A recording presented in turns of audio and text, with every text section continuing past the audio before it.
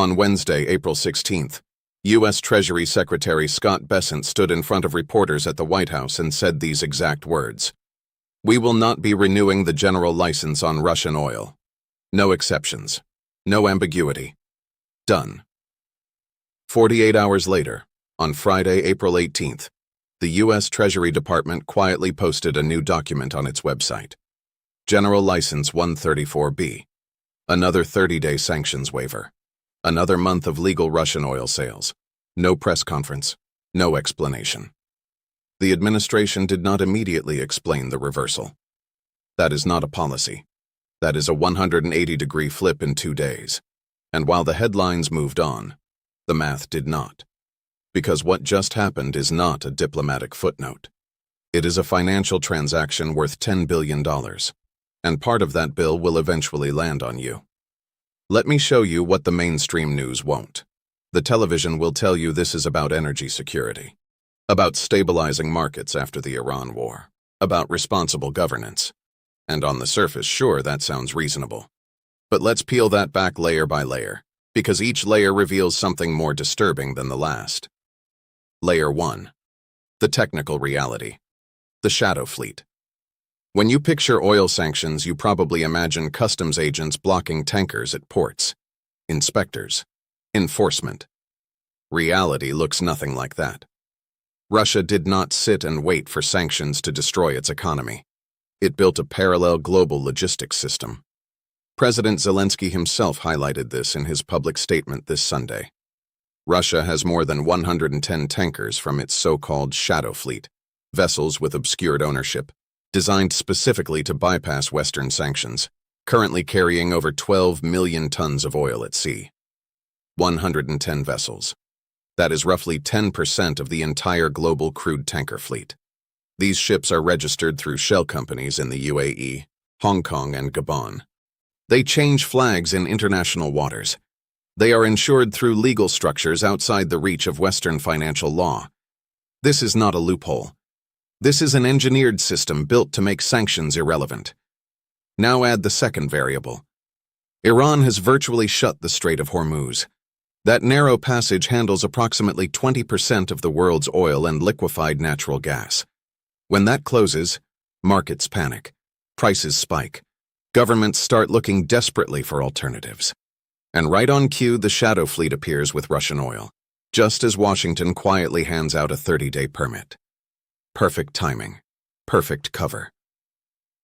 The disruption of the Strait of Hormuz, through which 20% of global oil supply passes, has sent oil prices above $100 per barrel and threatened inflation worldwide.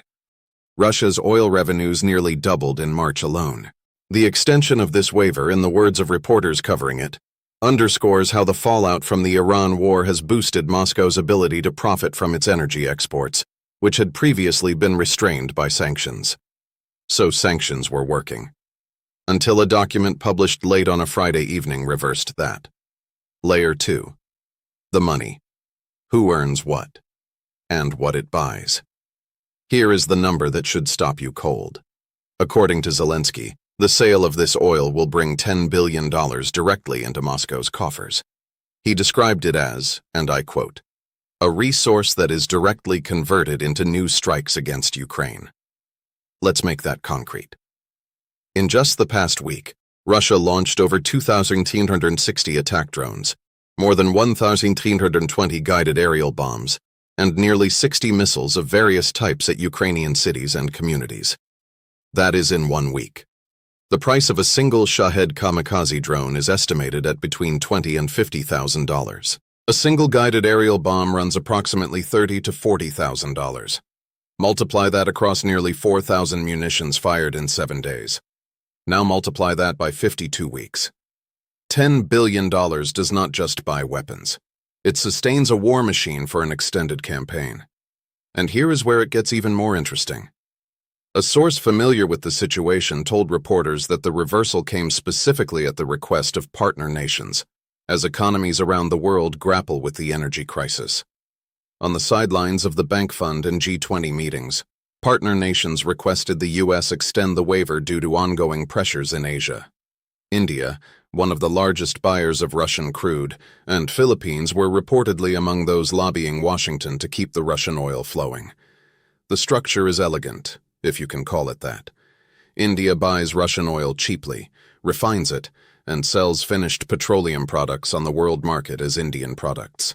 Europe, which publicly cut off Russian oil in 2022, effectively buys it back through intermediaries. After Russia's 2022 invasion of Ukraine, Western nations imposed sweeping sanctions on Russian oil, pushing Moscow to sell at steep discounts to China and India. Those discounts are now gone. Putin is selling at over $100 per barrel. And why did Washington reverse course in 48 hours without a single public explanation? Because Trump is keen to contain surging petrol prices ahead of key midterm elections this year. That's it. That is the full geopolitical equation stripped down to its core. Electoral arithmetic trumping sanctions architecture. Senate Democrats were not quiet about it. Chuck Schumer, Jeanne Shaheen, and Elizabeth Warren issued a joint statement calling the decision shameful and a 180-degree reversal. They stated directly, and I quote, "Putin has been one of the biggest beneficiaries of President Trump's war against Iran, as Russia saw oil revenues nearly double in March. Not grow by 10%, not grow by 30%. Double. Layer 3. The butterfly effect. Why this hits your wallet. I know what some of you are thinking. This is geopolitics.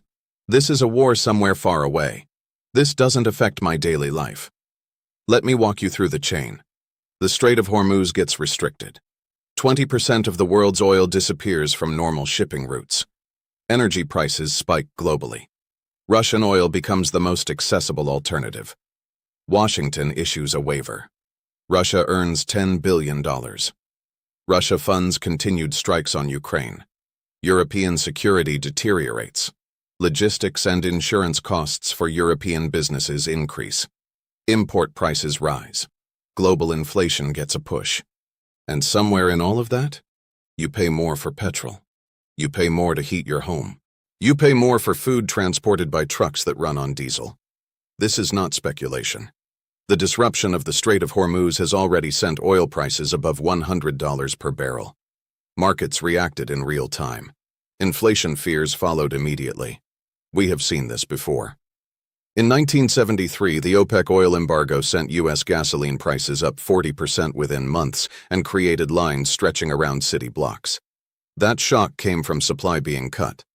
What we are watching today is the mirror image. Sanctions being quietly unwound, supply being quietly permitted, and the financial benefits flowing to a country actively bombing a European capital.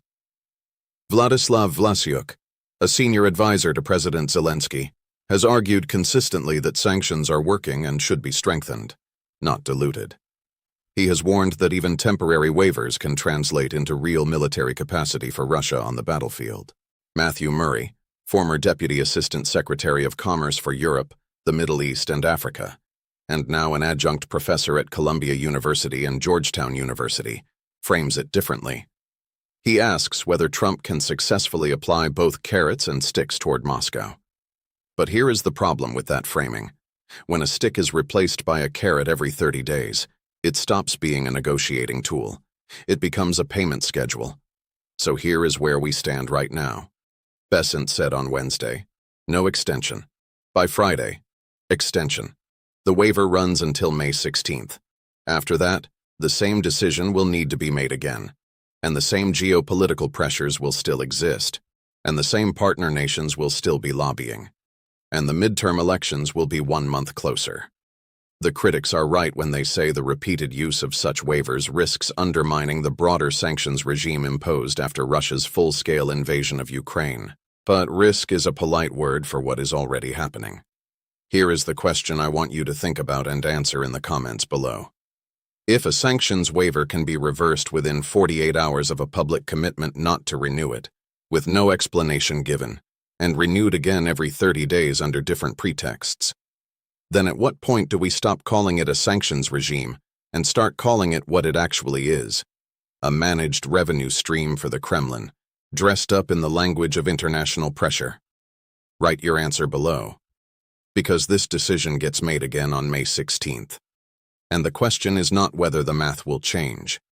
The question is whether anyone will be watching closely enough to care.